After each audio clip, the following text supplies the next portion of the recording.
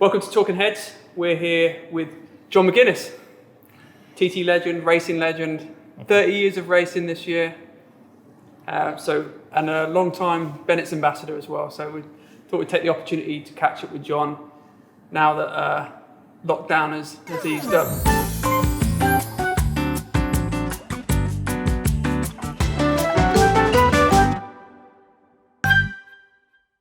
So John, what have you been doing during lockup then? I've been busy, but probably busy doing all the bits you don't want to do, but they're on the back burner. Painting the outside toilet block.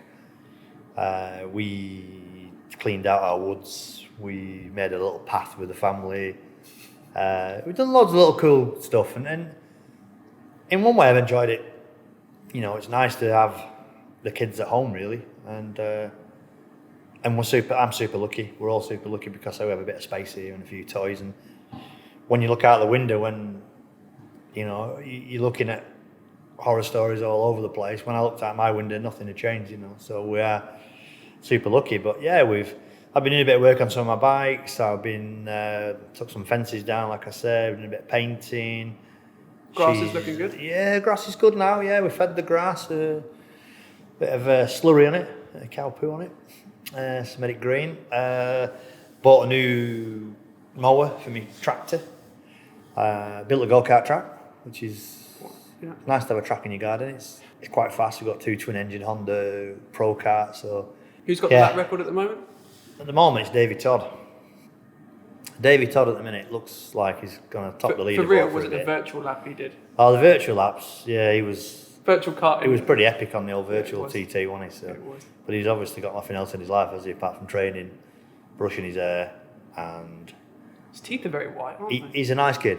He's a nice kid. I've had him up here, and because I've been around the game a long time, sometimes I feel like some of the dads really, and they sort of ask me indirectly, and I was the same when I was that age. I used to nip at people's ears, and Jim Moody looked after me a little bit, and a few of the riders, and I feel like I'm the older generation now. So, and he stopped at my house, but the biggest thing with people like Davey and that, he says please, he says thank you, he doesn't expect it, he's done his hard work, and he served his time. He's been through that period where he's done a couple of TTs, a couple of Northwest, a couple of Ulster Grand Prix, so he's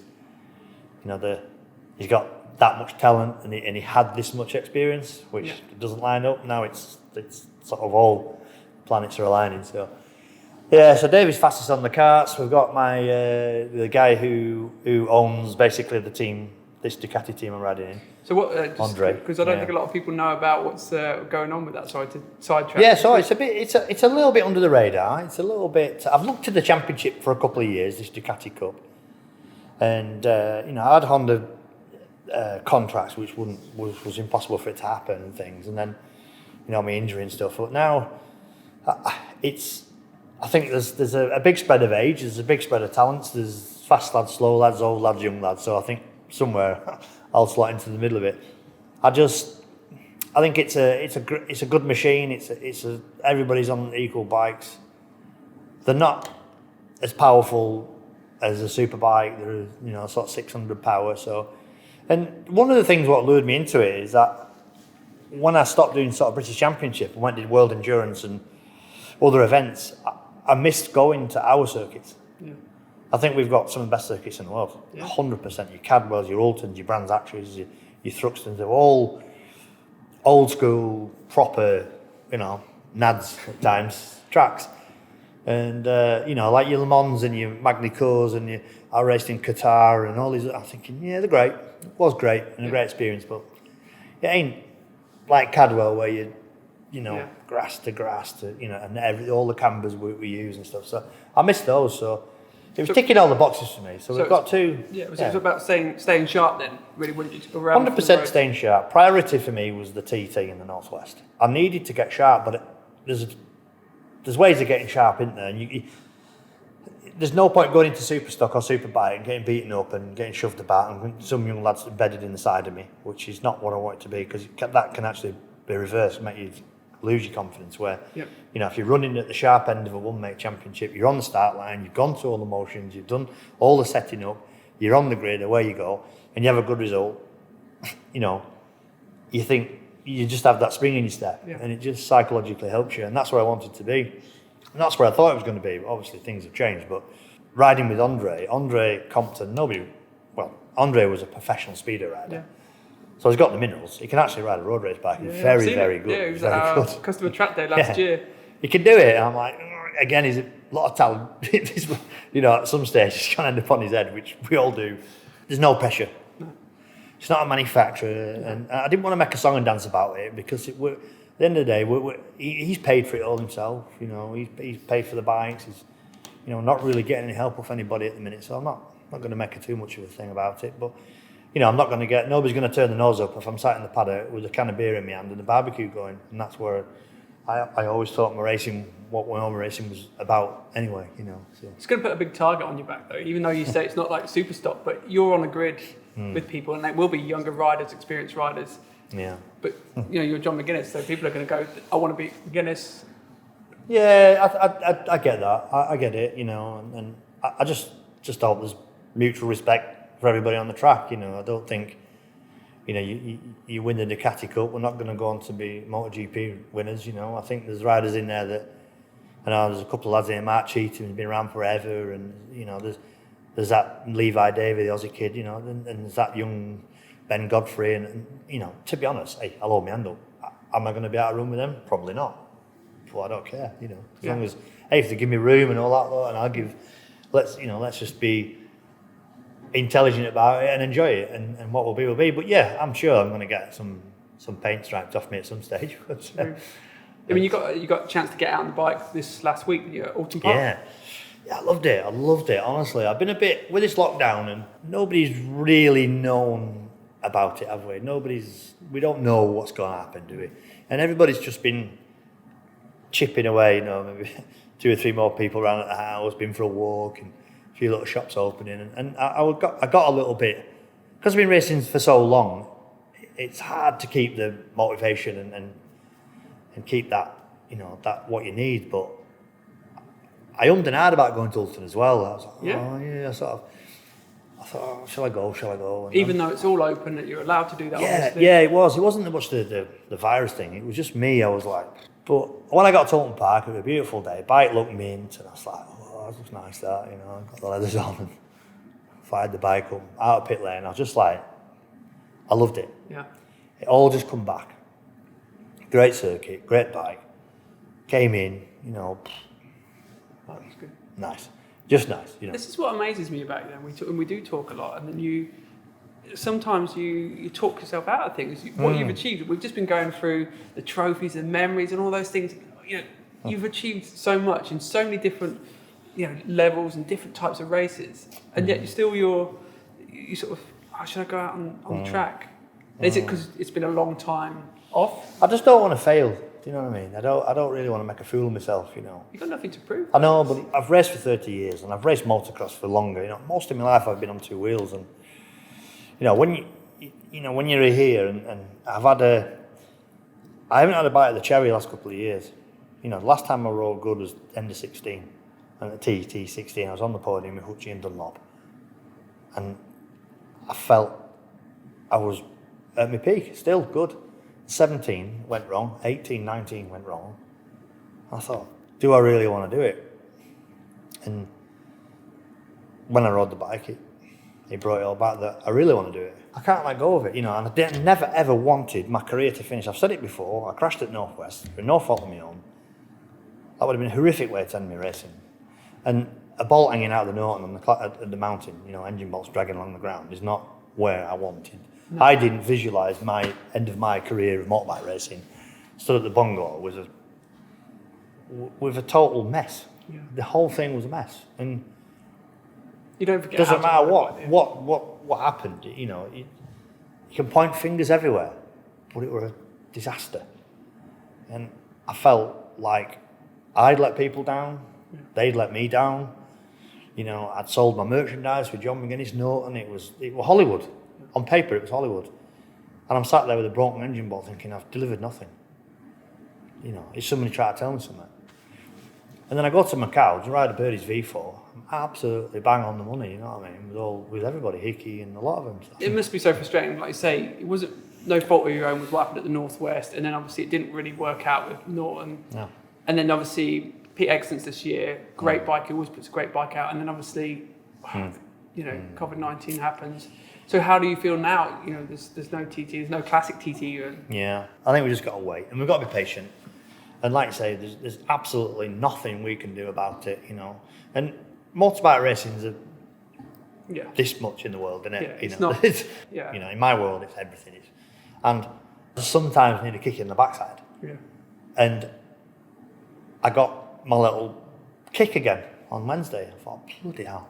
And considering you were thinking about not doing it. I was looking at weather thinking, well, I would have never thought that. Yeah. Get yourself there, boy. And, you know, and I rode around, did about 6, 7, 8 sessions. And I was like, and it felt like my office, you know. Yeah. I was riding a motocross bike, and it's on Sunday at Fat Cats, a place in Doncaster. Bumps that big. Yeah.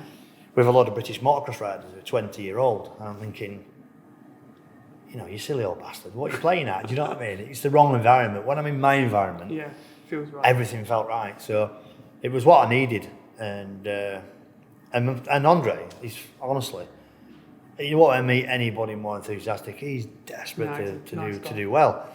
You got 6 rounds of it this year as well. Yeah, I think we've got 5. I think we dropped one at Donington. I don't think we do Donington full circuit, but I think we do all the other ones. But I think 2 rounds, 10 races. And I want to get in my camper. I want to load my fridge up with food. I want to put my gear in the camper. I want to put the water in the camper. Have you got this? You know, kids get in it with me. We all go racing as a family unit, and that's what I've missed. You know, and it's what I live for. You know, it's going to be a big hole to fill. Like you said before, nothing left to prove, but I haven't. What am I going to fill that void with when it's finished? You know. That's what I say. I mean, where do you see yourself 10 years from time? You know, what's 100% involved with motorcycles, 100% involved with the industry, and you know, I hope that the loyalty I've shown with a lot of people over the years, that they stay with me, and I'm sure I can give a little bit back to the sport or the industry and stay involved. You know, I've got loads of ideas whizzing around in my head. You know, fucking do this, do that. You know, do some tours, do some, you know, maybe some enduro stuff, maybe some ride outs, maybe just something. But what I like people. Yeah. I like to meet people, mate. I like to understand how people work. You know, like customers or track day riders, or you go to the bike show and you listen. Somebody's got a story, and it's up to you whether you think it's a lot of rubbish or it's genuine or not. But you still want to hear it. I still do. I still love listening to people, you know, and everybody's got a reason for it, haven't they? Everybody's got a reason why he's got a BMGS. He's got a reason why he's got a BM HP4, or he's got a 2-stroke KR1S in his garage because he had one. You know, we're all a big community, really. Yeah. And I'd like to stay involved in that. I won't walk away from it because I love it too much. I love the bikes. You know, I've got a big bike collection myself. I've got from everything, 2-strokes, speedway bikes. Some of my, you know, iconic TT winning bikes, which I'm proud of. You know what I mean? And there was a stuff around, tweet this week though that basically suggested that maybe that, you know, time to give some other people a chance. And how did you feel about that? Hit a nerve, that, yeah, hit a nerve, you know, because I if you really knew me, I'm totally the opposite, you know. You know, I'm working hard to pay my bills. I'm working hard to keep sponsors happy. I've got a couple of windows of opportunity to showcase it, and that happens. I thought, no, you're not getting away with that one. I think that's why people like you, John, though, because you do say it how it is, and maybe. I don't tell lies though. I don't bullshit. I'm a people person. I speak to the families. I speak to the kids. Anybody who wants a sign thing, I'm the last man standing. Yeah. And then you call me a crybaby because, and the frustrating thing is, says, you've had your shilling out of it. Stop moaning. And what's that supposed to mean?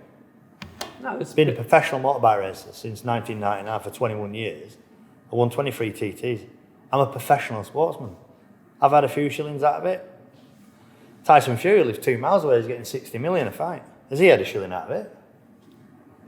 What am I getting on? I'm not going to starve, but I'm not wealthy as bugger is. But there's still riders older than you that are out there. I mean, Bruce still out there. Of course there is. And we do it for the love of the sport as well. Yeah. You can't do it for nothing because we've got a value, because we are what we are, but we still do it because we love it.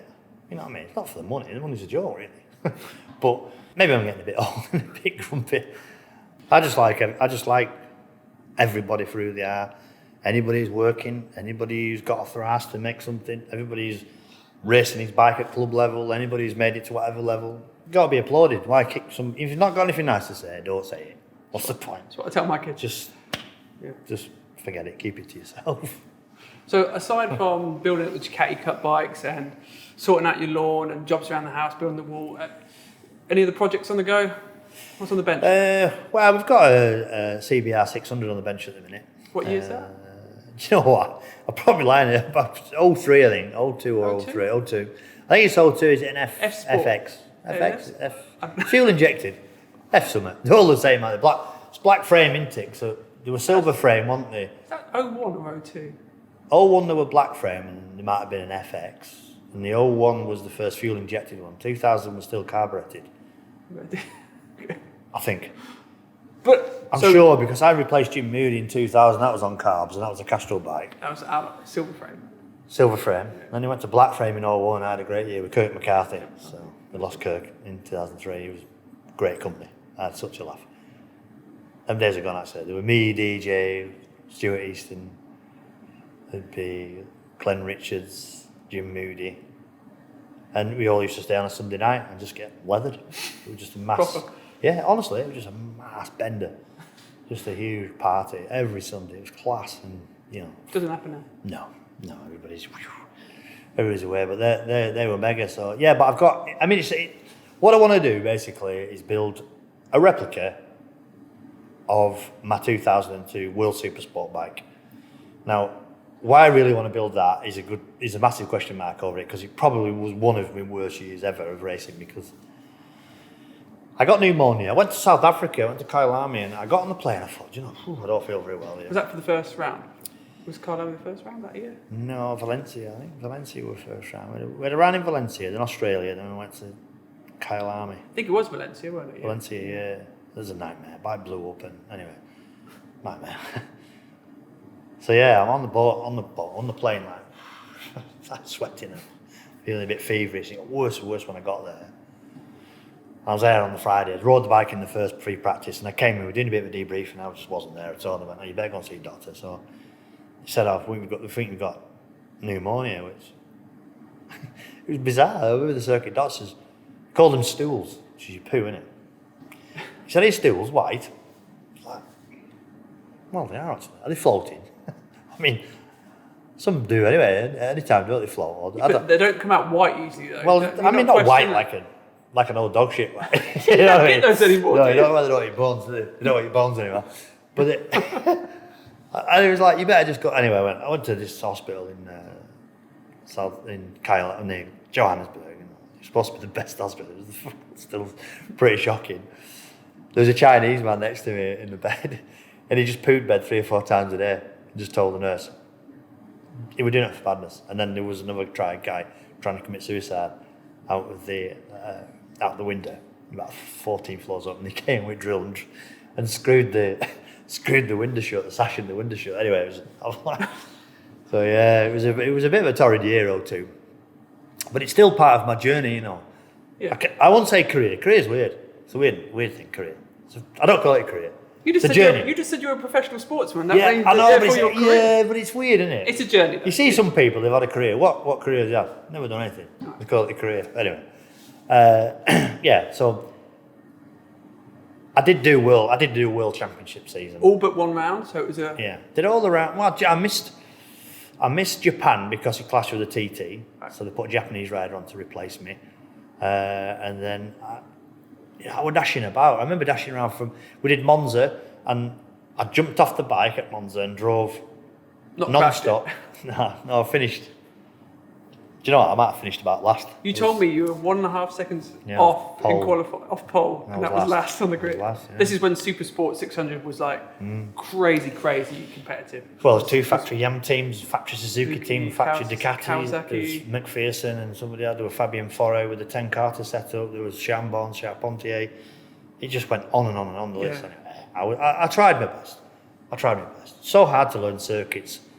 You know, the old Assams, you know, miles bigger than it is now. And I was like, 40 minutes then to qualifying, bike broad. It was a long. I could write a book about that one season. Okay. And,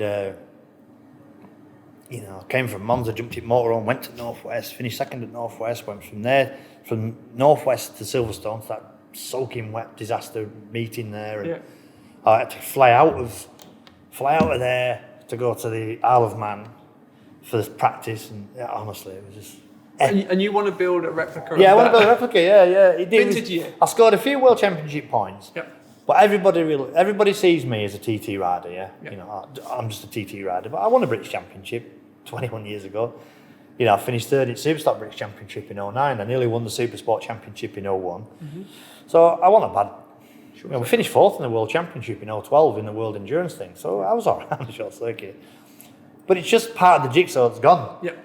You know, whenever anything happens in racing, they're never ever related to doing a World Supersport year. Okay. So I bought a bike. It's got all the right bits and pieces on it. We'll put it on the bottom of the screen here. Former World Supersport rider, just so it gets some. Well, that's it. Yeah. And by the way, I did do some World Supersport. Okay. So you know, it's part of the jigsaw that's missing. So I just thought it'd be just different to make one. Yeah. No, loads of blades. I've looked everything. You know. Legends and HM Plant and all that, which is fantastic, but I did actually do that, so that's a plan. So watch this space, we'll do a little video. As soon as you figure out what model year that you bought. Do you know what? I don't know. Do you know what? The bike actually was that red Piranha bike, which belonged to Simon Andrews, the late Simon Andrews. Simon was a teammate of mine in 2014, I think. And TT Legends. TT Legends, World Endurance, TT Legend, 2012, yeah. Good crack. I liked him a lot.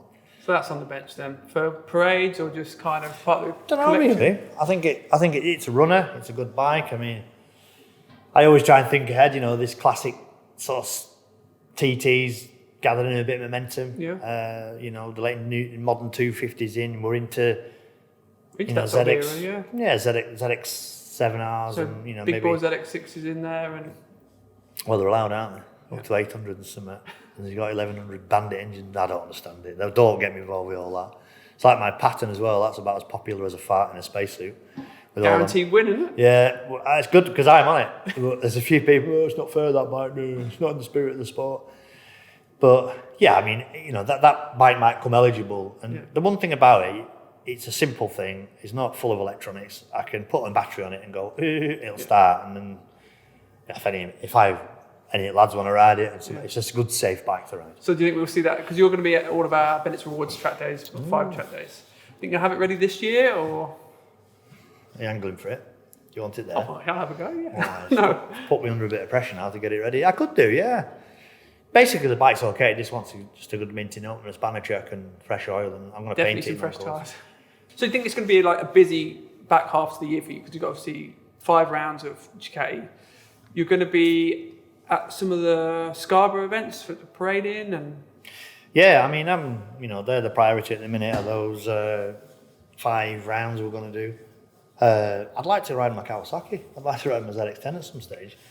I'm going to. Have you ridden it? No, not my Quattro Plant Bournemouth one. I've never ridden a road one either. I raced one in 2004 for Hawk Kawasaki, but things have moved on a bit. But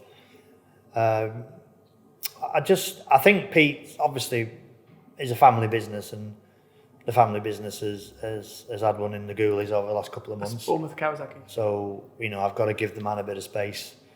And, we're only June, aren't we? And the job's just starting to move. So I think I'd like to have a spin on it somewhere, a test, or I think we're penciled in to ride the Kawasaki or parade it at Scarborough, yeah. So I think you're not allowed to race thousands at Scarborough. I think the limit's 600, so I think you can parade thousands. So it would be good for the crowd, good for the, I'll just blow my cobwebs out as well. So. I was going to ask you to ride the SP1. Oh, I think I'd sooner ride the Kawasaki, but we can have a go on it. I did race one of them.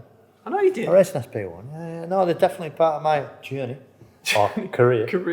But yeah, I've got one in my bike collection, and they're a quirky. I think ours is better than yours. Though. No, it's not. Not as original as mine. he hasn't been up the road in the middle of my village and laid under a Mark 5 Escort, so No, it's probably that's all part of its journey. his journey, yeah. So you got parading at Scarborough. You've got What else have we 5 got? rounds, Ducati, 5 track days with us. Five track days. We just don't know how things are going to work out, really. I don't know, really. Northwest, they're talking about it, aren't they? No, I don't think Northwest is done. Okay. Goodwood Revival's done, which is a shame.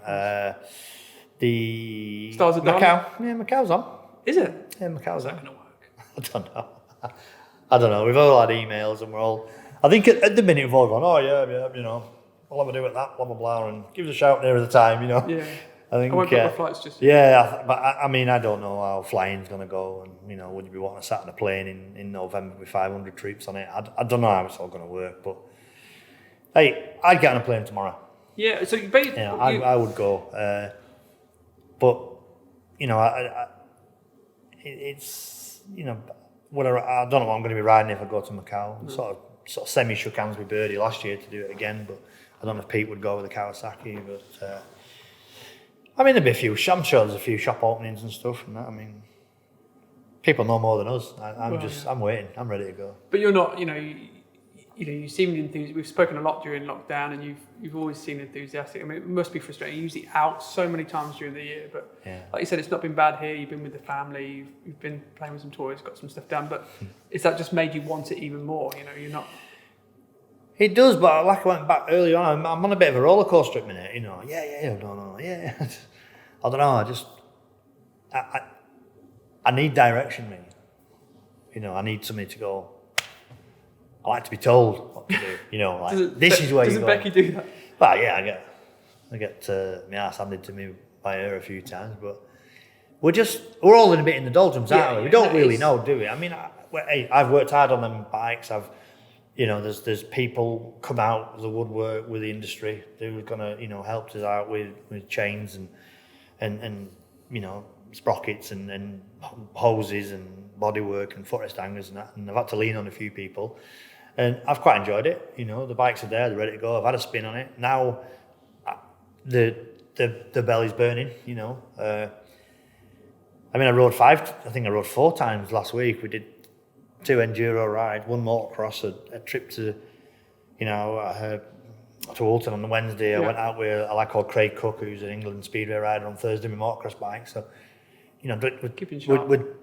it's all happening now. It's been a bit flat for a bit. Now it's starting to take momentum, and let's all hope it goes. I hope the spectators go. I hope the spectators can go. It'd be really weird to ride without spectators. I don't know if it'll be the same. I like the whole thing, the whole atmosphere of it, and the whole But like you said, though, in the grand scheme of things, the fact that some racing is going to happen, which is great, and it will be it's the same for us. We want to be talking to riders, and we, like I say, the ball's started to roll a bit now, and been lucky again, really. I've got Pete from Bournemouth, lovely fella. Yeah, I met him in Rochdale, and he's enthusiastic, he's bubbly, he wants a job to go, he's so disappointed, Mr. TT, we should be there, and he said, the bike's there for you next year, so it's it's something to look forward to, isn't it? Yeah. Again, and the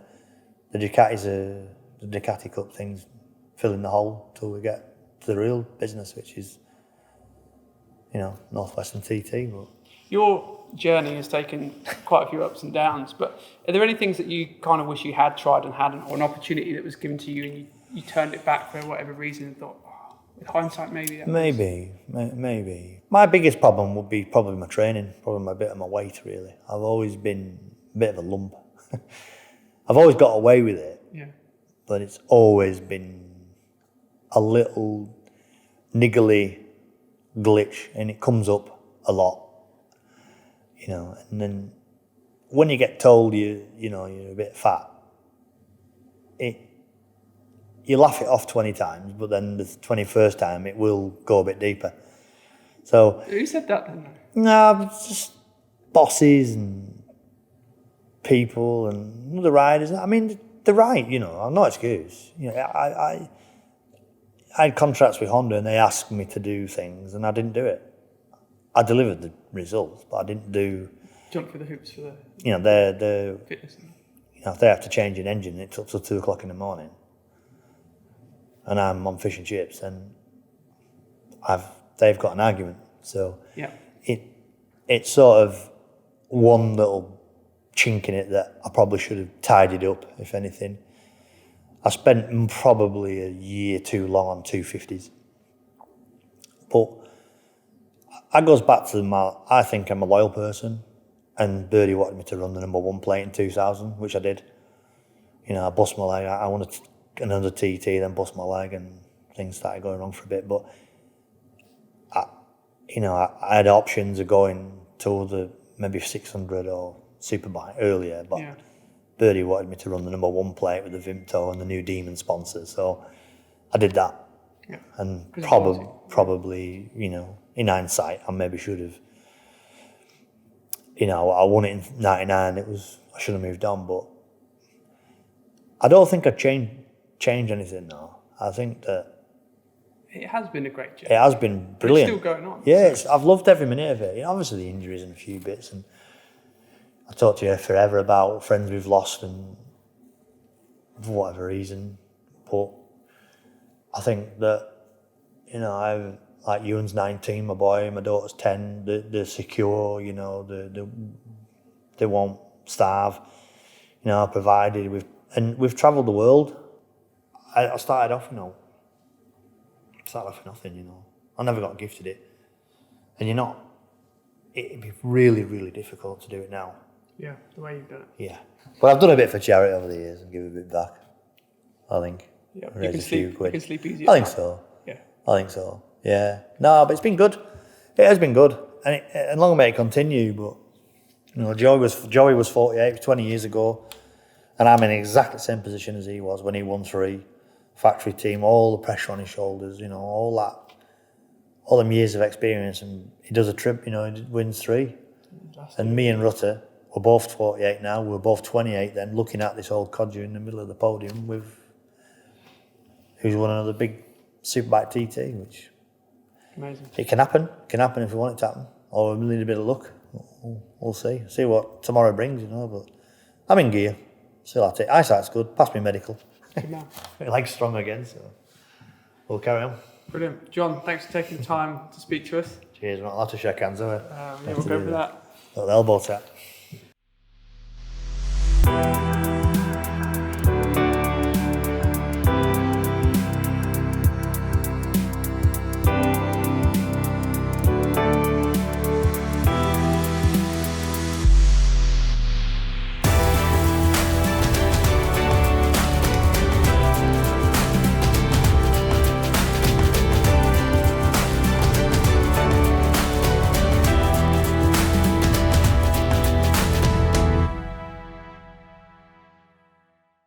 I cut my own hair, yeah. It's a COVID. Say, you're looking the COVID cardio. cut. Last time I saw you, your bugger grips were bigger, and you were. That facial hair I grew, it was 8 or 9 weeks of growth, and that is the longest I've ever had.